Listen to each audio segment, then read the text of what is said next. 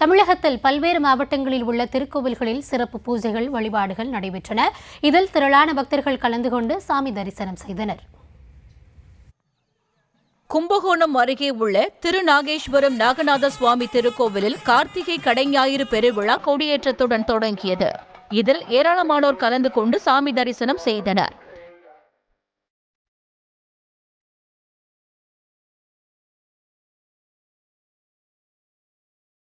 திருப்பூர் மாவட்டம் அருகே கணக்கம்பாளையம் கிராமத்தில் அருள்மிகு மாரியம்மன், பாலமுருகன், விநாயக பெருமாள் ஆகியோருக்கு நன்னீராட்டு பெருவிழா நடைபெற்றது. இந்த விழாவில் பெருமாநல்லூர், பாண்டியநகர், குன்னத்தூர் உள்ளிட்ட பகுதிகளில் இருந்து வந்த பக்தர்கள் சாமி தரிசனம் செய்தனர். மணிக்கலசமே இனி இன்பங்கள் எல்லாமே நம்பசமே, ஓங்காரமே அது கணநாதமே. திருவள்ளூர் மாவட்டம் திருத்தணி முருகன் கோவிலின் உப கோவிலான திருவாலாங்காடு வடாரண்யேஸ்வரர் கோவிலில் தேக்கு மரத்தால் செய்யப்பட்ட 54 அடி உயரம் கொண்ட புதிய கொடிமரம் வேத மந்திரங்கள் முழங்க அமைக்கப்பட்டது. 100 ஆண்டுகளுக்கு முன்பு அமைக்கப்பட்ட கொடிமரம் சேதமுற்றதால் தற்போது புதிய கொடிமரம் அமைக்கப்பட்டுள்ளது.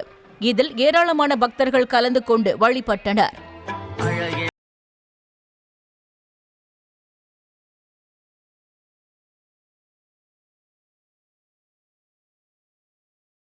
மாவட்டம் வாலாஜாபாத் அருகே பழைய சீபரம் கிராமத்தில் உள்ள மலைக்கோவில் என்று அழைக்கப்படும் ஸ்ரீ நரசிம்மர் திருக்கோவிலில் கும்பாபிஷேக விழா வெகு விமர்சையாக நடைபெற்றது.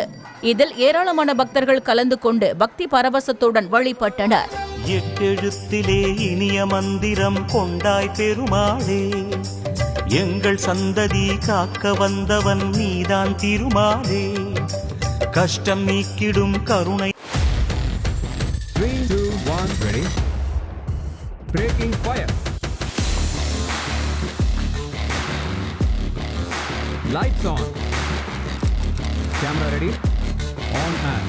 தமிழ் செய்திகளின் புதிய அடையாளம். காலை பொழுதில் புதிய அங்கம்.